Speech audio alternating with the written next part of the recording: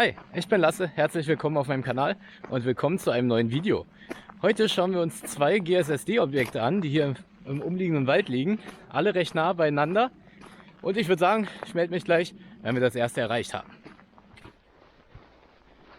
Irgendwo auf der linken Seite sollte das erste Objekt gleich kommen.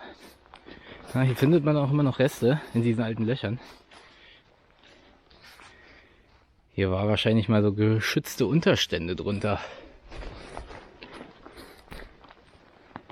Hier zum Beispiel sieht man mal einen aus der Nähe.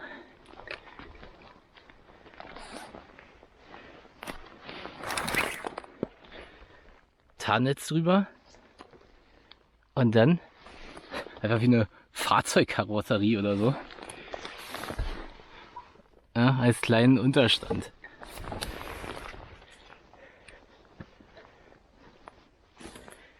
Hier geht's runter.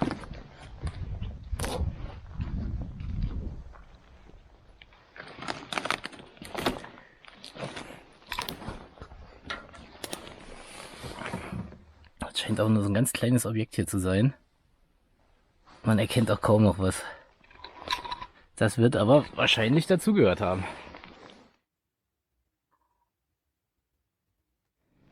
Okay, hier hinten. Das sieht gut aus. Das ist nämlich der Montagezugang von einem der Bunker. Wir haben jetzt das erste Objekt erreicht und hierbei handelt es sich um eine Richtfunk-Nachrichtenzentrale der GSSD. Und das sind auch Bunkertypen, also beide, da wo wir später auch noch hingehen, die ich glaube ich in keinem Video bis jetzt hatte. Hier zum Beispiel ist der Montagezugang des ersten Bunkers, Typ SBK. Den schauen wir uns jetzt mal an.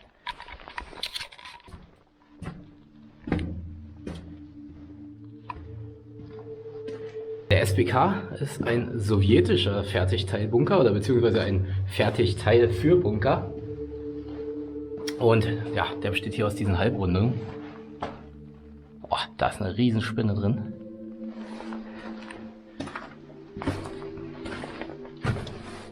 Und hier geht's runter und hier teilt sich die Wege nochmal auf. Ursprünglich befand sich hier die Netzersatzanlage. Davon sieht man jetzt nicht mehr viel. Und da, wo wir gerade reingekommen sind, das war der Montagezugang. Dann gehen wir den Gang mal weiter. Ja, aber wieder die nächste Kreuzung in beide Richtungen.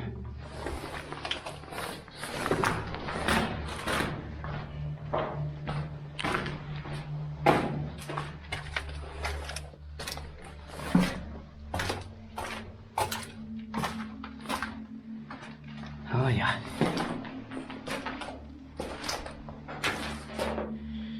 Hier ist schon mal ein Raum mit noch ein bisschen Technik.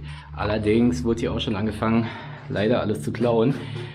Das werden die Fernmeldeschränke gewesen sein. Hier hat man nämlich diese Stecker dran, die man dann in die Kanäle, in die Buchsen stecken konnte, um eine Fernmeldesprechverbindung herzustellen.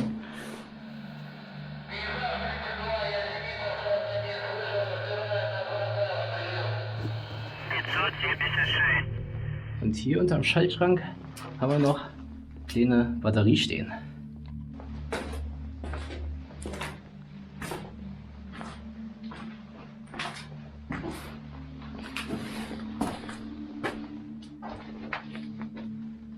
Hier ist ein kleiner Lagerraum.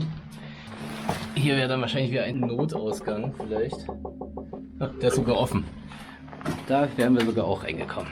Hier wieder auch Fernmeldeanschlüsse.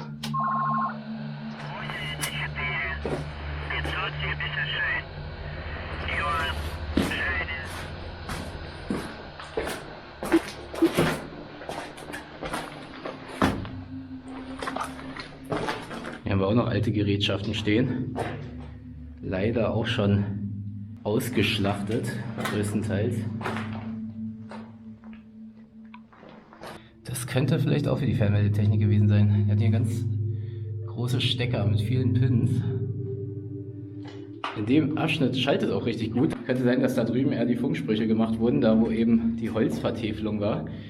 Weil hier ist es doch zu viel Rückkopplung für Funk. Vielleicht weiß ja jemand, wofür diese Schränke waren.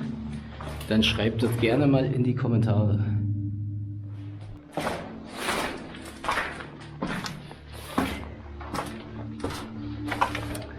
Das hier wird wahrscheinlich der ehemalige Hauptzugang gewesen sein. Man sieht aber, der ist zugeschüttet. Die anderen Bunkertypen, die hier an den Seiten sind, sind alle Typ USB. Also auch wieder ein Fertigteil-Bunkertyp, der von den Sowjets genutzt wurde. Also diese 4 Typ USB. Und der Zugangsbereich, wo wir reingekommen sind, der ist Typ SBK.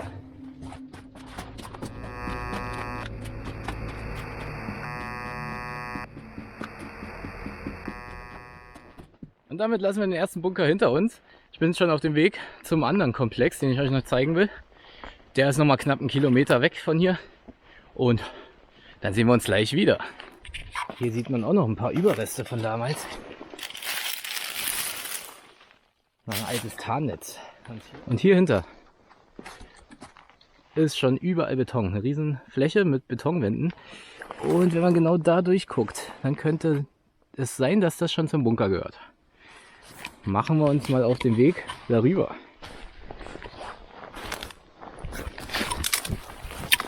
Oh fuck. Ja. Äste im Regen sind rutschig. Oh. Gut, schon mal gleich fast den Fuß umgeknickt. Oh, scheiße. Ja, immer schön aufpassen. Aber es geht noch. Das muss jetzt reichen. Wenn wir so nah am Ziel sind, da hören wir nicht auf. Hier auch nochmal Tarnnetz. So, sollte ich jetzt hier runter? Eher nicht. Wenn ich es schon schaffe, über so einen Ast zu fallen, dann sollte ich nicht den steilen Weg nehmen. Da oben ist nämlich wie so ein kleiner aufgesetzter Turm, den sieht man jetzt nicht so richtig. Aber hier links ist schon mal ein Eingang in diesen Betonwandabschnitt. Und bei diesem zweiten Objekt hier handelt es sich um den Wechselgefechtsstand des Oberkommandos der GSSD. Und den schauen wir uns jetzt mal genauer an. Und rein geht's.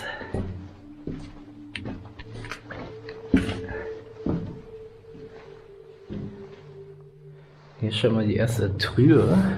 Die Drucktür ist allerdings zu. Und da hinten sieht man Licht. Also von da aus wäre es damals reingegangen wahrscheinlich. Wir sind jetzt irgendwie über den Seiteneingang reingekommen.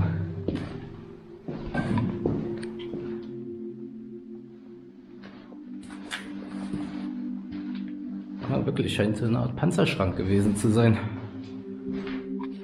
Und aktuell scheint das Ganze eher Partybunker zu sein. Hier haben sich Leute hier wieder etwas eingerichtet.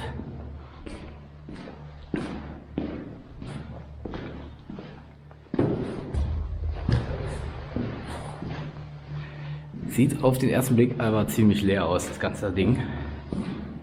Überall nur diese komischen Safes. Und hier wahrscheinlich wieder Notausgang. Ja, dann ging es nach oben. Und das Kernbauwerk hier hat auch wieder diese Halbrundung, aber in einem viel, viel größeren Ausmaß. Und die sind vom Bunkertyp Granit. Die hatten wir bisher, glaube ich, auch noch nicht. Müssen wir bei Gelegenheit vielleicht mal woran fahren. Es gibt noch welche, die sind komplett dann mit vorderen und hinteren Drucktoren, dass man die mal auch sieht von außen, weil hier haben sie nur den mittleren Abschnitt aus diesen Granitteilen gebaut. Aber nicht mit den originalen Drucktüren, die zum Granitbunker dazugehörten.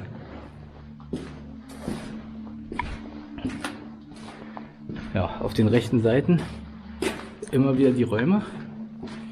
Aha. Hier ist die alte Belüftungsanlage.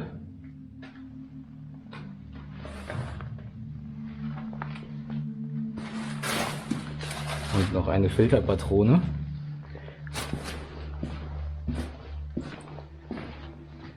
Hier geht es auch wieder länger weiter. Ein bisschen elektrischer Raum, Sanitärraum. Nochmal Sanitärräume. Und hier wieder ein Durchgangsbauwerk mit Treppe zu einer anderen Drucktür. Okay, da gehen wir nicht weiter, da sind tausende Bücken und ich denke mal, die Tür wird auch zu sein. Ja, das ist das nächste Teilsegment vom Granitbunker.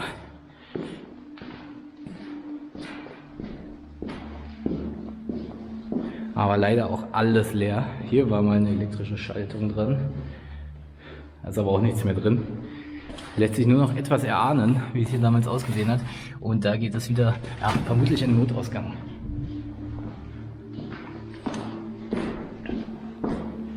Also das war der erste Teilbereich, Typ Granit. Mit den Halbrundungen. Das ist dann der zweite Teilbereich vom Granitbunker. Und da, wo wir eben als erstes drin waren, das ist der erste Teilbereich Granitbunker. Also 3 nebeneinander. Ansonsten sind die... Das sieht ja...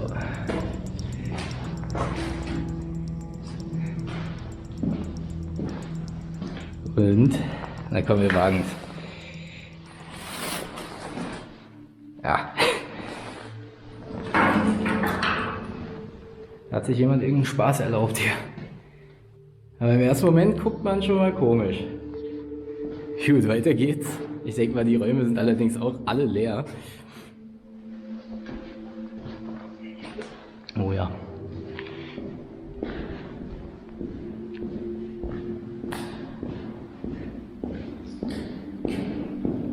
Der Raum sieht eigentlich ganz interessant aus, weil man hier ganz gut dieses Grundbauwerk erkennt.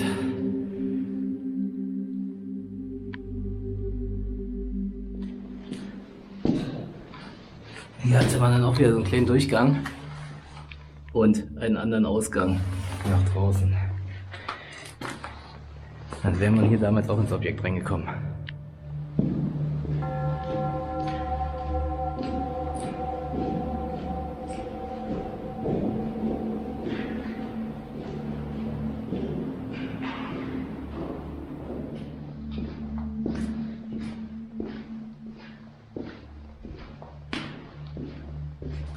Leider nicht mehr so sehenswert. Viel Vandalismus. Jetzt können wir noch mal von draußen einen kurzen Blick auf diese Türme werfen.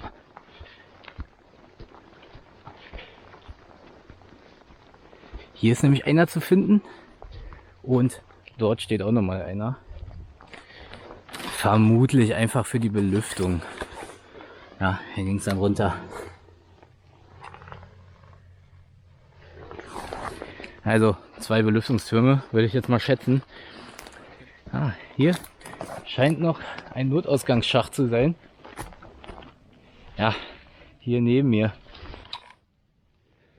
Die Leiter ist auch gar nicht mehr dran. Aber das wäre dann einer der Notausgänge gewesen. Dann verteilen sich hier die anderen wahrscheinlich auch im Gelände.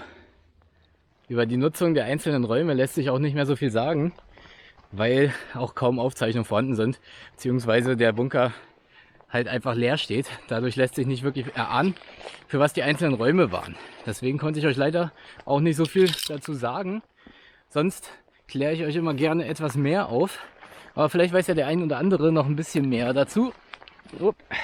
Dann schreibt es gerne in die Kommentare. Und wenn euch das Video gefallen hat, dann lasst ein Like da.